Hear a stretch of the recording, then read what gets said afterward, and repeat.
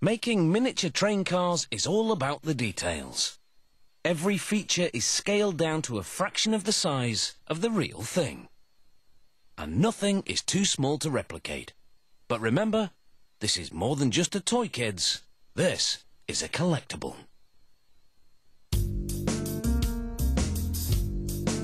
On a miniature train track, the past comes full circle, with replicas of trains from days gone by.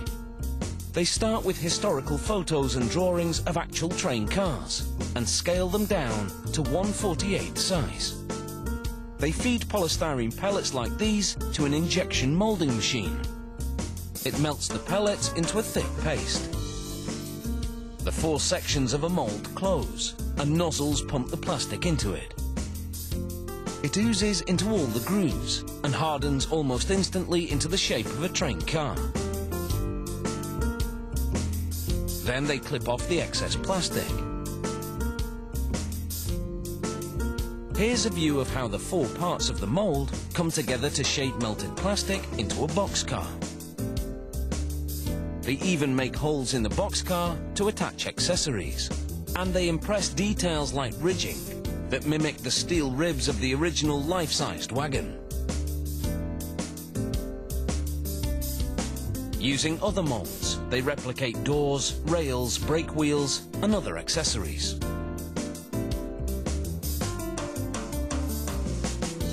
The assembler clips the parts off the framework and files down the rough sections. That's the brake wheel she's snapping onto the end of the model. Using a knife, she trims excess plastic from the wagon step. Then she glues a weight to the bottom. Making something to scale is a bit of a balancing act. Finally, she attaches air brake tanks to the underframe of the wagon. And it's time to spray paint the model vivid orange. It's a colour that would have been used on an actual boxcar, combined with white. For that two-toned look, they hold the model in a paint shield to protect the sections that are to remain orange, as they spray the sides white. This technique ensures the paint job has clean lines.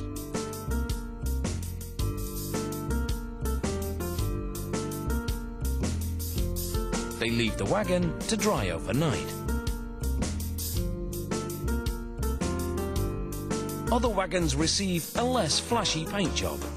This one is basic black, and it's the perfect canvas for white lettering. A pad picks up the ink from letter engravings on a printed plate and transfers the image to the wagon. Metal wheels now roll off a revolving conveyor. They funnel into mechanisms that press-fit them onto each end of the metal axles.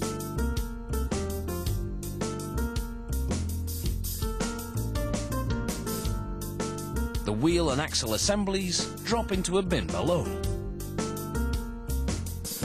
2 sets of wheels are now installed on a plastic framework. They attach the framework to a coupler, the device that links the wagons. They screw the 4 wheels and coupler assembly onto one end of the car, and they install another one on the other end. They snap the couplers together to connect the 2 model wagons. In the world of model trains, a little grime is just fine.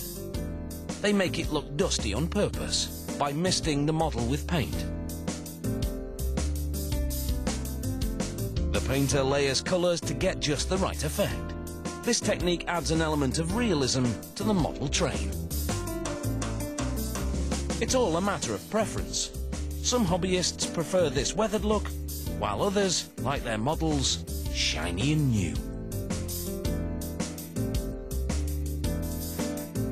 The model trains have now rolled off the assembly line, and they're ready to roll down a mini rail line.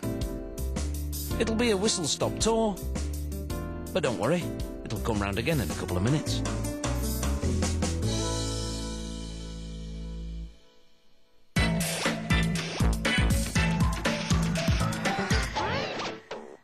When it comes to building materials, glass blocks are clearly a classic.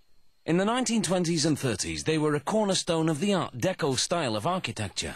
Today, glass blocks are still popular for creating walls, windows, and stunning design features. A stylish way to maintain privacy and keep the light. Glass blocks aren't just decorative. They insulate from heat, cold, and noise.